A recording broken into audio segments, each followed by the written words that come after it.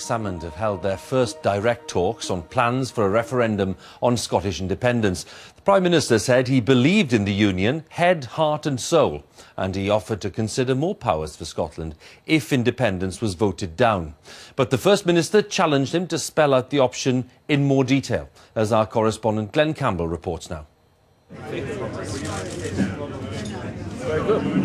The union is to David Cameron's taste, and he fortified himself for his fight to keep Scotland in it with a visit to a Fife porridge factory. Then, over the Forth Bridge, in a BBC interview, he dangled the possibility of devolving more power to the Scottish Parliament if, and only if, the Scottish public reject independence first. We have to settle that question before then going on and asking, I think quite legitimately, is there more that we can do to improve the devolved settlement? Are there other powers that could be devolved? How can we make the United Kingdom work better?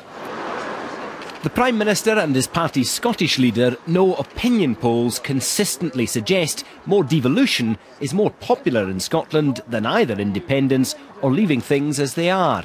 But this is a debate that stirs passions on all sides. Of course it should come independent. Scotland's a wealthy country, and anybody who thinks otherwise, they're wrong. We've been attached to England for a long time, and I don't see any need for independence. In Edinburgh, as anti-capitalists protested against the Prime Minister's visit, David Cameron sought to add a little passion of his own to the debate. I believe in the United Kingdom. I'm a unionist head, heart and soul. Hello. Then the Prime Minister called to see the man who wants to take over his responsibilities in Scotland, the Nationalist First Minister Alex Salmond, who's keen to find out what extra powers David Cameron might be prepared to concede. I didn't understand the Prime Minister. He said he's frustrated. Well, you know, what could be more frustrating than for someone to say he's going to offer people in Scotland something else, but then not saying what it is. I thought the meeting made progress because it has hammered out that the big difference between us is one or two questions. The referendum route David Cameron wants to go down is one question, yes or no to independence. Alex Salmond's keen on two questions, with one on Devo Max. That's the devolution of almost everything except defence and foreign affairs. It's hard for David Cameron to campaign in Scotland. It's not that he's unpopular with anti-cuts protesters who've prevented him entering Scottish Government headquarters by the front door, but that his party is unpopular with voters. The Conservatives have only one of the 59 MPs elected in Scotland. I think in truth the Prime Minister today was quite careful to indicate that he didn't expect to lead the campaign. He was only going to be one of the speakers, and of course the truth is the Conservatives, the Labour Party and the Democrats will have to come together in a joint campaign if that campaign is going to be as effective as it should be. And tonight the pro-union parties will be wondering if a promise of more devolved power later will be attractive enough to win out over independence. Glenn Campbell, BBC News, Edinburgh.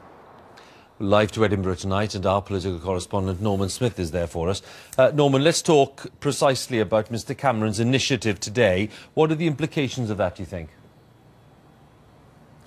Well, Hugh, my sense is tonight London and Edinburgh are cautiously edging closer towards a deal on the referendum, because although there remain problems over timing and whether 16 and 17-year-olds get a vote, those are not insurmountable problems. The real difficulty has remained whether there is just one yes-no to independence question on the ballot paper, as Mr Cameron favours, or whether there is also this second supplementary question on so-called Devo Max, as Mr Salmond appears sympathetic towards. Now, in that context, the significant development today is Mr Cameron's offer to cede more powers to Scotland if people vote no in the referendum, because the argument is that removes the case for a Devo Max question on the ballot paper, because in effect Mr Cameron is signalling to people in Scotland he is prepared to offer them Devo Max or something close to Devo Max regardless of the referendum. And what is interesting is Mr Salmond has absolutely not rejected that proposal out of hand, saying he wants to see the details and he wants to see them